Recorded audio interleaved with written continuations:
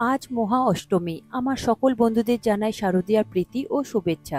সবাই পুজো খুব ভালো করে কাটান। মটনের নানা রকম রেসিপি আপনারা তো অনেক বানিয়েছেন, তবে এইবার নবমীতে বিহারি স্টাইল মটন কারি বানিয়ে নিন। এর টেস্ট অসাধারণ হয় আর কম উপকরণে খুব সহজে তৈরি করে নেওয়া যায়। ভাত, রুটি, পরোটা, এমনকি পোলাও, ফ্রাইড রাইস, যে কোনো কিছুর সাথে খেতে ভীষণ ভালো লাগে। নমস্কার বন্ধুরা, কিচেন টেকনিকে আপনাদের সবাইকে স্বাগত। আমি মধুমিতা। আজ নিয়ে এসেছি একটা দারুণ স্বাদের রেসিপি। চলুন দেখে নেওয়া যাক। বিহারি স্টাইল মটন কারি বানানোর জন্য আমি এখানে 500 গ্রাম খাসির মাংস নিয়েছি। এটা রেওয়াজি খাসি রয়েছে। আপনারা মটনটা সবসময় চর্বিযুক্ত মটন নেবেন, এতে করে মটন কারির টেস্টটা অনেকটাই বাড়িয়ে দেয়। এখন মটনের আমি সব রকম পিস নিয়েছি আর মটনটা খুব ভালো করে ধুয়ে জল ঝরিয়ে রেখেছি। এরপর মটনটা সরিয়ে রাখবো আর কি কি উপকরণ লাগবে সেগুলো আমি দেখে নেব। নিয়েছি দুটো গোটা রসুন। বিহারি স্টাইল মটন কিংবা চিকেন কারিতে গোটা রসুনের ব্যবহার হয়। এরপর নিয়েছি 3টে বড় সাইজের পেঁয়াজ। যেহেতু এখানে টমেটো আর দইয়ের ব্যবহার হবে না, তাই পেঁয়াজের পরিমাণটা একটু বেশি দিতে হবে। এরপরে পেঁয়াজগুলোকে খুবই মিহি করে কুচিয়ে নেবেন, যাতে পেঁয়াজটা ভাজবার সময় খুব তাড়াতাড়ি নরম হয়ে যায়, একদম মিশে যায়।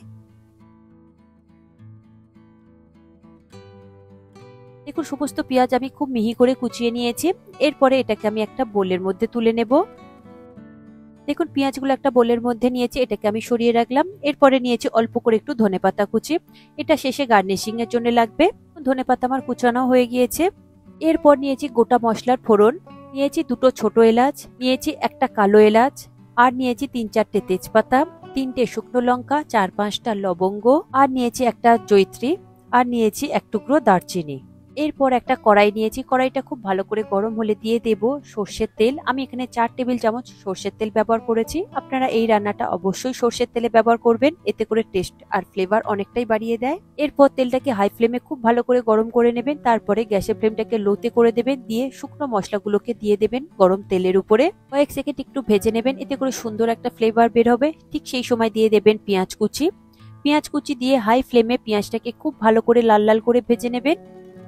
তবে পেঁয়াজটা ভাজবার সময় মাঝের মধ্যে অবশ্যই আপনারা একটু নাড়াচাড়া করে দেবেন, তা না হলে পেঁয়াজটা কিন্তু একটা সাইড কালো হয়ে যাবে। কোন মাটন কারির টেস্টটা একদমই ভালো লাগবে না।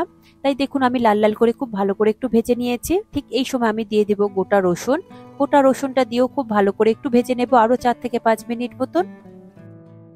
দেখুন, পেঁয়াজ আর রসুনটা খুব ভালো করে নাড়াচাড়া করে ভেজে নিয়েছি। এরপর এর মধ্যে দিয়ে দেব 2 চা চামচ আদা বাটা, দেব 2 চা চামচ রসুন বাটা, আর দিয়ে দেব স্বাদ অনুযায়ী লঙ্কা বাটা। আপনারা নিজেদের স্বাদ অনুযায়ী দেবেন। আমি এখানে 8 থেকে 10টা মতো লঙ্কা বেটে নিয়ে তারপরে দিয়েছি। এরপর লো ফ্লেমে মশলাগুলোকে খুব ভালো করে কষিয়ে নেব, যাতে আদা রসুনের কাঁচা গন্ধটা চলে যায়। মশলাটা দেখবেন কষাতে কষাতে লাল হয়ে আসবে, কড়ার গায়ে একটু লেগে যাবে, সেই পর্যন্ত আপনারা একটু কষিয়ে নেবেন। তবে গ্যাসের ফ্লেমটা লোতে করে কষাবেন। মশলা খুব ভালো করে কষানো হয়ে গিয়েছে। এরপর এর মধ্যে দিয়ে দেব মাটন। মাটন দেওয়ার পরে হাই ফ্লেমে 5 থেকে 6 মিনিট মতো খুব ভালো করে কষিয়ে নেব। দেখবেন এতে করে মাটনের কালারটাও চেঞ্জ হয়ে যাবে। দেখুন, মাটনটা আমি মাঝের মধ্যে ভালো করে নাড়াচাড়া করে কষিয়ে নিয়েছি। এরপর এর মধ্যে দিয়ে দেব স্বাদ অনুযায়ী নুন ও 1 চা চামচ হলুদ গুঁড়ো, আর দেব 2 চা চামচ ধনে গুঁড়ো। এখানে যেহেতু জিরের গুঁড়ো ব্যবহার হবে না, তাই ধনের গুঁড়োটা একটু বেশি পরিমাণে দিতে হবে। এরপর কালারের জন্য দিয়ে দেব 1.5 চা চামচ কাশ্মীরি লঙ্কার গুঁড়ো। এরপরে গ্যাসের ফ্লেমটাকে লোতে করে খুব ভালো করে কষিয়ে নিতে হবে 10 থেকে 15 মিনিট মতো সময় ধরে। তবে মাটনটা মাঝের মধ্যে একটু নাড়াচাড়া করে দেবেন, একই রকম ভাবে রাখবেন না, তাহলে একটা সাইড ভালোভাবে কষানো হবে আর আরেকটা সাইড কাঁচা রয়ে যাবে। তাই ভালোভাবে নাড়াচাড়া করে, কন্টিনিউ নাড়াচাড়া করে আপনারা এটা 10 থেকে 15 মিনিট সময় ধরে কষিয়ে নিন। মটনটা যত ভালো করে কষানো হবে, মটনের টেস্টটা অনেকটাই বেড়ে যাবে। আর দেখুন কত সুন্দর কালার চলে এসেছে। এরপর এর মধ্যে দিয়ে দেব উষ্ণ গরম জল পরিমাণ মতন। এখন আমি অল্প করে ব্যবহার করব, যাতে মশলাটা কড়ার গায়ে পুড়ে না যায় আর মটনের সঙ্গে মশলাটা খুব ভালোভাবে মিশে যায়। অল্প করে জল দিয়ে খুব ভালো করে দেখুন মিডিয়াম ফ্লেমে কষিয়ে নিচ্ছে। এইভাবে আমি 5 মিনিট মতো খুব ভালো করে কষিয়ে নিয়েছি। দেখুন, মিডিয়াম ফ্লেমে থাকাতে তেলটা কত সুন্দরভাবে রিলিজ করে দিয়েছে মাটনের গা থেকে। এরপরে আমি দিয়ে দেব বাকি জলটা। তবে জলটা আপনারা অবশ্যই উষ্ণ গরম জল দেবেন, এতে করে টেস্ট আর ফ্লেভার অনেকটাই বাড়িয়ে দেয়। জল দেওয়ার পরে খুব ভালো করে আরও একবার মিশিয়ে নেব। এরপরে গ্যাসের ফ্লেমটাকে হাইতে দেব, একবার একটু ফুটতে দেব। এখন গ্রেভিটা ফুটে উঠেছে। ঠিক এই সময় গ্যাসের ফ্লেমটাকে লোতে করে দিয়ে এরপরে আমি প্রেসার কুকারে তুলে নেব মাটনটা।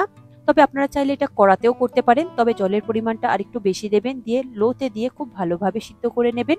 তবে আমি প্রেসার কুকারে করব, এতে করে রান্নাটা খুব তাড়াতাড়ি হয়ে যাবে। দেখুন মাটন কারিটা আমি প্রেসার কুকারের মধ্যে ট্রান্সফার করে দিয়েছি।